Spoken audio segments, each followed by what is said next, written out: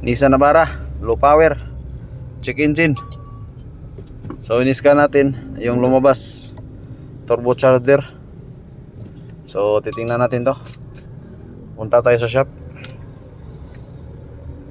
Kahit full apak na oh.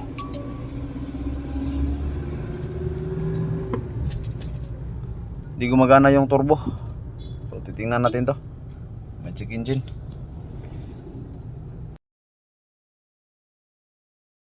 Nissan Navara. So naglo-low power. Iniskan, turbocharger. So sinek natin ang linya. So ito yung hose oh. Ito nakita natin. Yan. Komunisyo to ng mga Navara. Yung hose bumibigay. Yan oh. So tatanggalin natin yan, palitan natin. Palitan na. By papart, patutoy. Palitan na. Nag-isi part wala. Nag-isi ini wala. Kaya to may nag-isi no. Kani may naaga na pagka lagi Kari, to ano ra nak ano ra ba? Ari ra man ni. Oh, yari yan dani. Ari sa may to balik. Hindi na matangtang. Kita tao na para distingan na to, low power pa ba?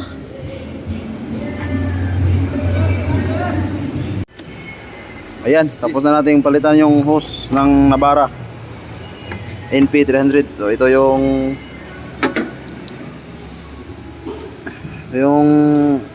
tinanggal natin. Ito. Dito siya sumingaw. Kaya nag-alarm yung turbocharger niya. So, kakabit natin. Try pa namin to kung okay na ba. bracket ba? I-scan na daan pa. Okay. Ako ulit ang battery pa.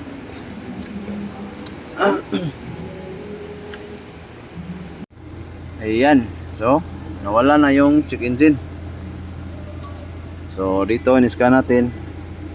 So, wala na rin so, sa ICM, wala na rin. Wala na fault code. So, tayo natin i-rave. Ay, may tao para sa luyo.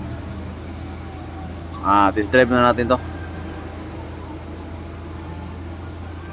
So, hose lang yung problema.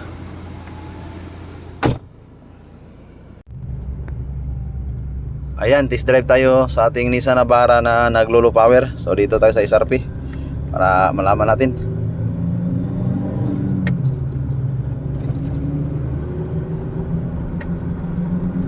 Yun. Nakasan ko.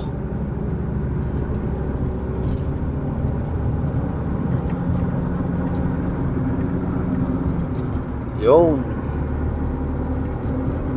So wala na check engine.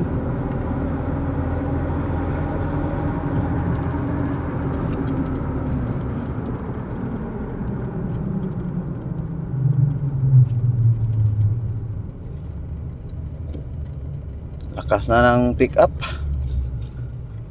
So yung hose lang yung problema sa turbo.